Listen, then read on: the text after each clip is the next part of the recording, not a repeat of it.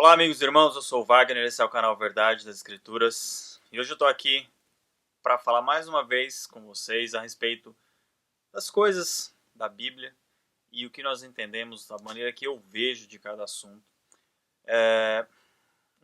Uma pessoa que assiste os meus vídeos me pediu para falar a respeito dessa parábola de Mateus 21, a partir do verso 33, e eu gostaria de mostrar aqui a minha visão a respeito desse assunto e fazer algumas perguntas.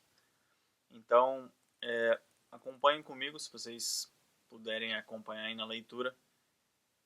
Mateus 21, a partir do verso 33.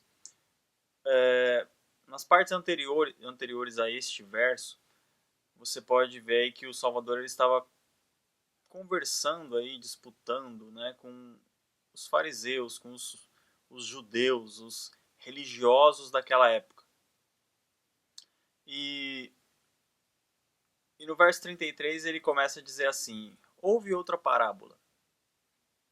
Havia um proprietário que plantou uma vinha, cercou-a com uma sebe, cavou ali um lagar, edificou uma torre e arrendou-a a uns lavradores, e partiu para outro país. Ao aproximar-se o tempo dos frutos, enviou os seus servos aos lavradores, para receber os frutos que lhe tocavam. Ou seja, ele está contando uma parábola, uma história, uma coisa para fazer um paralelo com a realidade. E aí ele disse que o proprietário plantou uma vinha, cercou, colocou um lagar, edificou uma torre e deixou algumas pessoas que tomassem conta. E foi viajar, foi embora para outro lugar. Aí chegou um determinado período que deveria, após a colheita, ele enviou umas pessoas para receber a parte que cabia a ele. E aí no verso 35 diz assim: estes, ou seja, os lavradores, a quem a vinha estava arrendada, agarrou os servos do dono da vinha, feriram um, mataram outro e a outro apedrejaram. Verso 36. Enviou ainda outros servos em maior número e trataram-nos do mesmo modo. Por último, enviou-lhes seu filho, dizendo: terão respeito a meu filho. Mas os lavradores, vendo, disseram entre si: este é o herdeiro. Vinde, matemo-lo e apoderemo-nos da sua herança. Então, o dono da vinha mandou umas pessoas e eles bateram, apedrejaram, mataram. Depois mandou um número maior ainda e aconteceu a mesma coisa. E depois, por último, ele falou: vou mandar meu filho, porque meu filho eles vão respeitar. Verso 38. Mas os lavradores, vendo, disseram entre si: este é o herdeiro. Olha só, eles pensaram assim: gente, esse é o filho do dono. Se ele morrer, quem vai herdar? Quem vai ser que vai reclamar pela vinha, pela terra? Ninguém, não é isso? Então, o que eles pensaram? Vamos matar ele e a herança vai ser nossa. Essa terra aqui não vai ter dono, não vai ter mais ninguém que reclame por ela. Verso 39. Então, agarrando-o, lançaram-no fora da vinha e mataram-no. Quando, pois, vier o senhor da vinha, que fará aqueles lavradores? Essa é uma pergunta. O Salvador, que contou a parábola, está perguntando. Quando vier o dono, o que ele vai fazer com esses homens que mataram todos os empregados, todos os servos e ainda matou o filho do dono? Aí responderam-lhe: fará perecer horrivelmente a estes malvados e arrendará a vinha a outros, que lhe darão os frutos no tempo próprio. Perguntou-lhes Jesus: nunca lestes nas Escrituras? A pedra que os edificadores rejeitaram, essa foi posta como a pedra angular. isso foi feito pelo Senhor, e é maravilhoso aos nossos olhos. Portanto vos declaro que o reino de Deus vos será tirado e oferecido a uma nação que dará os frutos dele. O que cair sobre esta pedra, far-se-á em pedaços, mas aquele sobre quem ela cair será reduzido a pó. Os principais sacerdotes e os fariseus, ouvindo estas parábolas, perceberam que era deles que Jesus falava. E ainda que procurassem prendê-lo, temeram o povo, porque este o considerava como profeta. Então veja bem, aqui no verso 45 já explica um pouco, né? Olha só, os principais sacerdotes e os fariseus, ouvindo estas parábolas, perceberam que era deles que Jesus falava. Era deles que Jesus falava. O Salvador falava que os lavradores maus eram eles.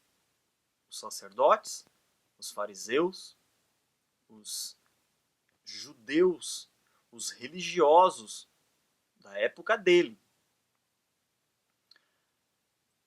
E aí você pode falar assim, bom, mas ele estava falando dos homens daquela época. Mas o que ele estava falando? Ele estava falando que o Criador, a parábola, quer dizer o seguinte: o Criador é o proprietário. Ele criou tudo isso aqui e deixou que algumas pessoas tomassem conta. Ah, ele partiu para outro país? Não, é por isso que é interessante que você perceba que é uma parábola, é um paralelo, é uma história. Usando aqui como elemento, como se fosse as próprias pessoas, como se fosse um verdadeiro lavrador, um verdadeiro proprietário.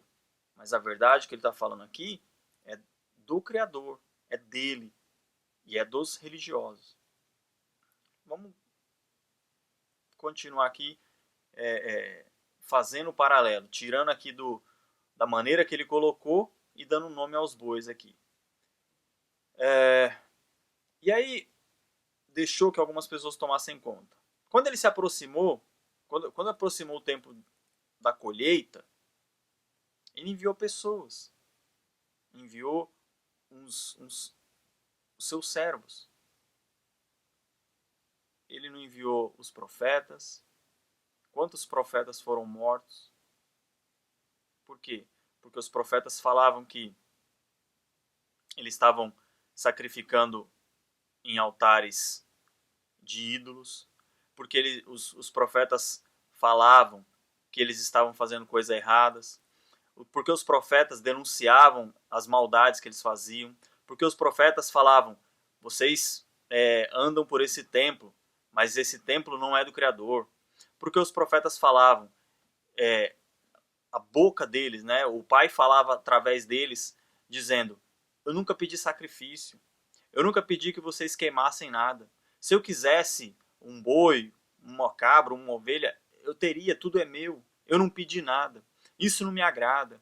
E o Salvador ainda confirmou, se vocês soubessem o que quer dizer, misericórdia quero e não sacrifícios, em todos os profetas deixaram claro que o que deveria ser feito era que a religião, as pessoas daquela época deveriam era cuidar dos pobres, cuidar, ajudar quem necessitasse de ajuda e não ficar matando animais e não ficar fazendo sacrifícios inúteis na visão do Criador por palavras dos profetas, dos servos que ele enviou. Os servos que ele enviou para falar, vocês estão agindo errado. Mas o que eles faziam? Eles batiam em um, matavam outro, apedrejavam. E ele foi enviando servos. Até que por último, olha só, veja que interessante, verso 37, Mateus 21, verso 37. Por último, ele enviou seu filho, dizendo, terão respeito ao meu filho. Você percebe, fica claro que isso aqui é um paralelo, quando você vê, é como se, verso 37 dizendo assim, por último enviou-lhes seu filho, dizendo, terão respeito ao meu filho. O Criador é onisciente, ele sabia de tudo que aconteceria, tudo que iria acontecer. Mas fica claro aqui que é apenas uma história, um paralelo para que o que o Salvador estava contando para que os religiosos entendessem o que ele estava dizendo. Mas os lavradores, vendo, disseram entre si: Este é o herdeiro. Herdeiro do quê? Essa é uma das perguntas que você tem que se fazer. Ele é o herdeiro do quê? Do que o Salvador, do que o Messias é herdeiro?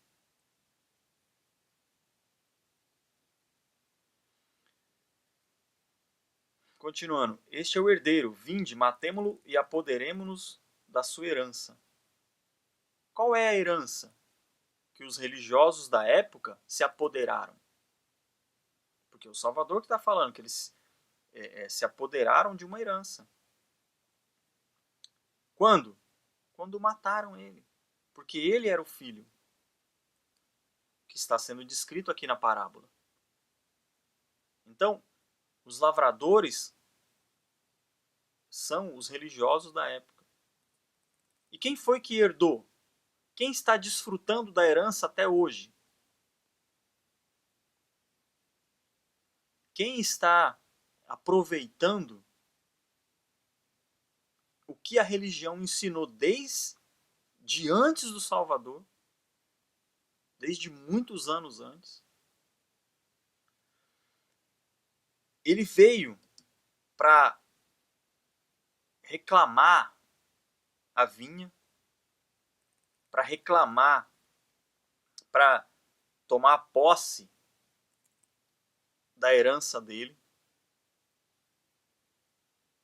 E os religiosos, os lavradores,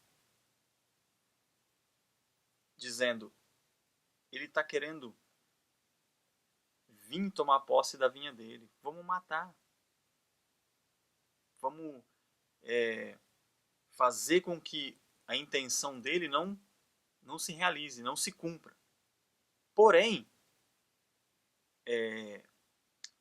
o reino dele não era nesse lugar, como ele mesmo afirmou, é um reino espiritual. Então nem a morte impediria que ele reinasse. Porém, os lavradores não sabiam disso. E por isso, quando eles perceberam que o Messias era uma ameaça ao reinado deles, quando eles viram que aquele homem que expulsou os cambistas do templo, que as pessoas estavam vendo e tendo ele como um profeta, aquele homem estava, na mente deles, ameaçaria o poder deles. Roma comandava Jerusalém, comandava tudo na época. E era bom para os judeus que não houvesse nenhuma manifestação ou nada que fugisse ao controle deles. Então, o Salvador falava contra eles, mostrava que aquilo era desnecessário. Então, a intenção deles era matar o Salvador. E ele estava contando essa parábola sabendo, mostrando que essa era a intenção deles. E mostrando, sabendo que eles já tinham matado todos os profetas que vieram antes dele. Então qual é a herança, senão as pessoas que estão sendo controladas pelo sistema religioso até hoje? Verso 39, e agarrando, lançaram fora da vinha e mataram-no. Olha só, até os detalhes, né? Levaram ele fora do arraial, fora da vinha, fora de Jerusalém. E mataram.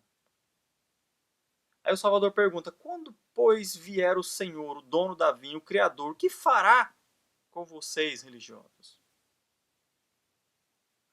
Mas até então eles disfarçavam, né, que não, como se não fosse eles. Mas eles responderam, fará perecer horrivelmente esses malvados, e arrendará a vinha a outros, que lhe darão os frutos no devido do tempo próprio.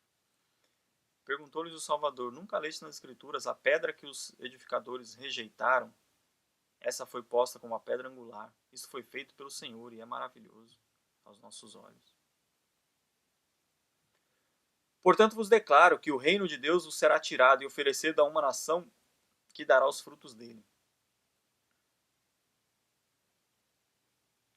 O que cair sobre esta pedra far-se-á em pedaços, mas aquele sobre quem ela cair será reduzido a pó.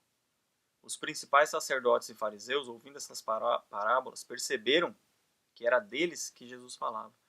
Veja só, eles perceberam, eles souberam, eles entenderam que o Salvador estava falando que eles eram os lavradores maus. Que eles estavam tentando, intencionando matá-lo, buscando, procurando matá-lo. Por quê? Para ficar com a herança, para ficar, como que eu posso dizer, continuar o domínio deles. Né? Veja bem, o reino do Salvador nunca seria, nunca foi nessa terra. Porém, era uma ameaça para eles, aos olhos deles.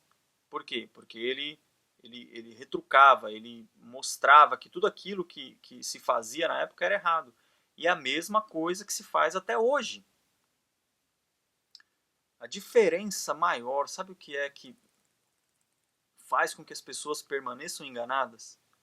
É o fato delas não ligarem que os mesmos religiosos que estão aí hoje são esses que compraram o Salvador de Judas, que mataram ele, que perseguiram os outros profetas. É tudo culpa e parte da mesma religião.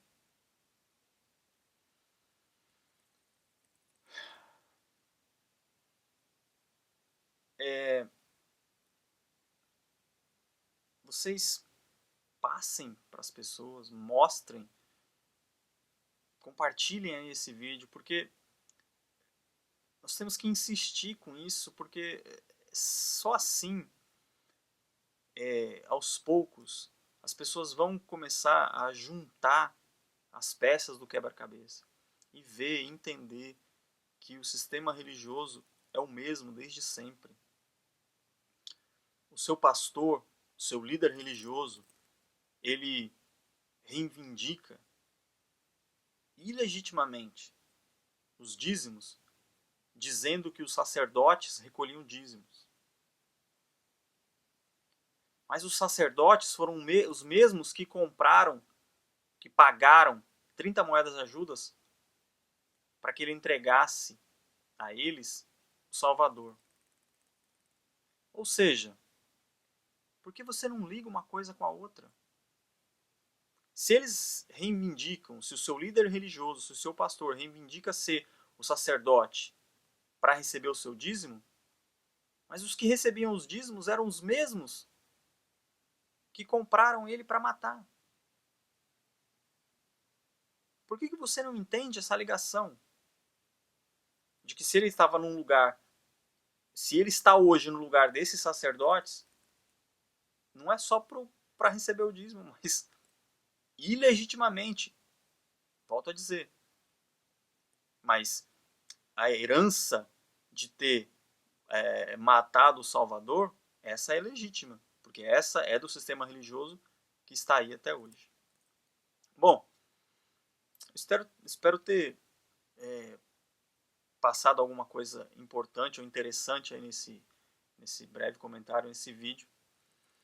Se você gostou, clique aí em gostei, compartilhe nas redes sociais, se inscreva no canal Verdade das Escrituras, youtube.com/Verdade das Escrituras, se inscreva lá, curta a nossa página no facebook.com/Verdade das Escrituras e também o Twitter Ver as Escrituras, tá ok?